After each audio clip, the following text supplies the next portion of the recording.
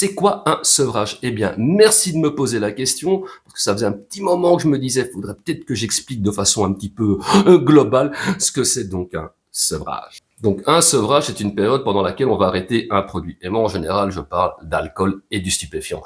Et cette période peut s'étaler de une semaine à plusieurs semaines. Par exemple, dans le cas de l'alcool, on parle dans les bouquins de 2 semaines. Moi, je préfère toujours parler de 3. Le cannabis, par exemple, c'est 4. La cocaïne, ça peut être 8 à 10 semaines. Mais alors là, c'est vraiment sans le traitement. Et ça, j'y reviendrai un petit peu plus tard. Et pendant cette période, on va ressentir des signes de sevrage qui sont pour certains assez communs à tous les produits. Les premiers signes qui me viennent à l'esprit, évidemment, c'est les insomnies. Ça, c'est vraiment quasiment pour tous les produits.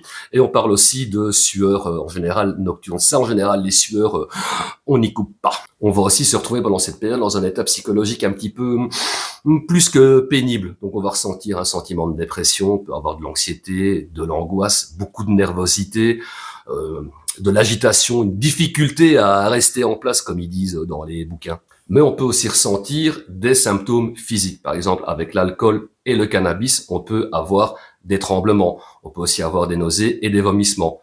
Avec les opioïdes, donc tout ce qui est héroïne, codéine, on peut rajouter aux nausées et aux vomissements de la constipation et de la diarrhée.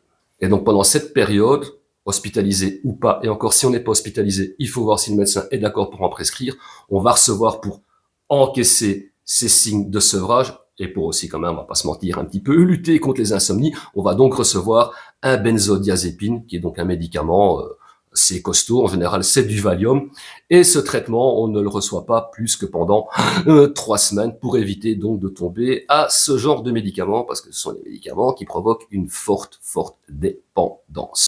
Comme je l'ai dit, ce traitement c'est pendant 3 semaines pour éviter de tomber donc accro au médoc, et pendant la première semaine c'est autant, après la fin de la première semaine donc on va commencer à en retirer, en fait on va mettre en place un schéma régressif pour arriver à la fin des 3 semaines à 0. Ce qui est toujours intéressant pendant un sevrage et après un sevrage, c'est d'avoir du soutien psychologique. Parce que s'il peut y avoir des symptômes physiques, ça se joue vraiment au niveau du psychologique. Un des signes de sevrage dont j'ai oublié de parler, c'est le craving ou crise d'envie, donc de consommer le produit qu'on arrête. Et donc un des buts de la thérapie du soutien psychologique, c'est de travailler des stratégies donc pour lutter contre ce fameux craving ou crise d'envie. Le craving, comme j'ai dit, ça peut être vraiment très pénible à vivre parce que c'est voilà, il y a différents types de craving. Il y a le craving visuel, auditif, olfactif, etc.